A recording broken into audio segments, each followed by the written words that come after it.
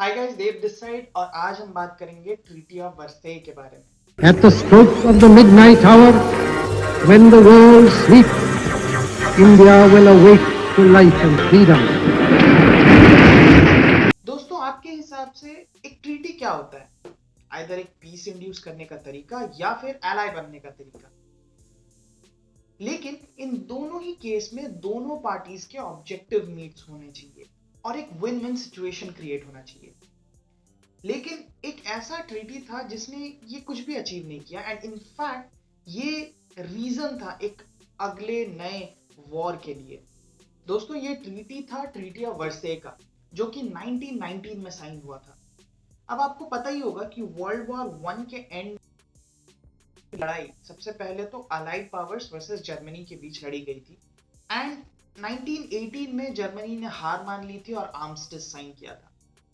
लेकिन अब इतनी बड़ी लड़ाई जो है वो सिर्फ हार मान लेने से या जीत मान लेने से तो खत्म नहीं होती है। अब इसके बाद जो सारे कंट्रीज पार्टिसिपेट किए हुए थे वो अपना ऑब्जेक्टिव्स पूरा करना चाहते थे। जीतने वाली टीम यानी एलाइड पावर्स में शामिल थे the great Britain, France, Italy and the United states. लेकिन सबका शामिल होने का मकसद अलग अलग था। फ्रांस, जिसका बॉर्डर जर्मनी से क्लोजली जुड़ा हुआ है, वो ये चाहता था कि जर्मनी के ऊपर वो सारा दोष डाल दे इस वॉर का एंड जितना भी खर्चा या नुकसान हुआ इस वॉर में उसकी पूरी जिम्मेदारी जर्मनी ले वापस देने का। ब्रिटेन, जिसका बहुत ज्यादा लॉस हुआ नहीं था, इसीलिए वो जर्मनी के ऊपर लीनियंट रहना चाहता था, क्योंकि ब्रिटेन और जर्मनी के बीच काफी ज्यादा ट्रेड होते थे। इटली चाहता था कि उसे ज्यादा जमीन मिले एंड वो यूरोप में अपनी इमेज एस्टैब्लिश करना चाहता था एज अ स्ट्रॉन्ग पावर। हुआ था वहां के प्रेसिडेंट वुड्रो विल्सन ने भी एक 14 पॉइंटर का शीट तैयार किया था फॉर ट्रीटी। लेकिन बाकी अलाइड पावर्स इसके अगेंस्ट में थे क्योंकि यूएसए ने जस्ट अभी अभी वॉर ज्वाइन किया था। ये ट्रीटी साइन हुई पैलेस ऑफ वर्सेई में, जो कि फ्रांस में है। लेकिन ताज्जुब की बात यह है कि लूजिंग पावर जर्मनी को इस ट्रीटी में बुलाया ही नहीं गया एंड जो भी डिस्कशन अलाइड पावर्स में हुआ, जर्मनी को मजबूरी में उस चीज को एक्सेप्ट करना पड़ा। जर्मनी को अपना पॉइंट रखने का कोई भी इनविटेशन नहीं मिला एंड इससे जर्मन्स काफी ज्यादा इंसल्टेड फील किए।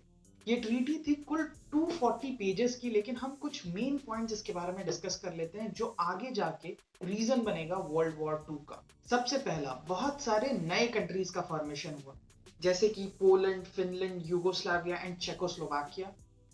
रशिया अब बन गया सोवियत यूनियन और ओटोमन एम्पायर अब बन गया टर्की। दूसरा, एल्सेस लॉरेन का जो रीजन था, जो कि जर्मनी और फ्रांस के बॉर्डर पे आता है, जहां बहुत ज्यादा टेंशन हमेशा लगे रहता है, वो अब फाइनली फ्रांस को मिल गया। तीसरा, फ्रांस नहीं चाहता था कि जर्मनी अब अपना मिलिट्री यूज कर पाए, इसीलिए राइनलैंड का जो एरिया था वो कंप्लीटली डीमिलिटराइज कर दिया गया। चौथा, जितने भी जर्मन कॉलोनीज थे अफ्रीका में या फिर ओवरसीज, ब्रिटेन और फ्रांस अपने हिसाब से उसको आपस में बांट लिए। पांचवा, पूरे वर्ल्ड वॉर वन में लोगों ने देखा कि जर्मन मिलिट्री की स्ट्रेंथ कितनी है, इसीलिए इस ट्रीटी में यह भी लिखा गया कि जर्मन मिलिट्री, जो कि 20 लाख सोल्जर्स की बनी हुई थी, उसे घटाकर अब 1 लाख कर दिया जाए एंड वो भी सिर्फ इंटरनली शांति बनाए रखने के लिए।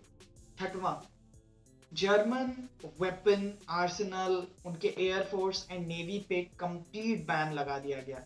सातवां, जो कि सबसे इंपॉर्टेंट पॉइंट था एंड सबसे गलत बात था जर्मनी के लिए, कि सारे अलाइड पावर्स ने ये बोला कि इस पूरे वॉर का दोष जर्मनी को लेना पड़ेगा अपने सर पे एंड उनको फाइन भी चुकाना पड़ेगा।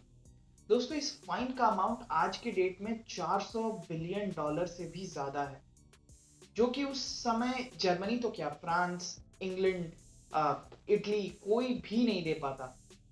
एंड किसी भी हाल में अगर जर्मनी ने उस फाइन को चुका दिया होता तो फिर यूरोप की इकोनॉमी आज इतनी खराब होती कि वो अभी तक रिकवर नहीं किया होता। दोस्तों, इसके साथ ही पूरा इल्जाम वॉर का जर्मनी के ऊपर डालना ये भी गलत बात था, क्योंकि अगर आप फैक्ट्स देखोगे तो ये वॉर जर्मनी ने चालू ही नहीं किया था। जर्मनी ने अपने सोल्जर्स तब मोबिलाइज किए थे जब रशिया ने अपना सपोर्ट भेजा सर्बिया को एंड इन फैक्ट ये पूरी लड़ाई का कारण या रीजन ऑस्ट्रिया हंगरी का एम्पायर था। तो दोस्तों, ये था ट्रीटी ऑफ वर्से।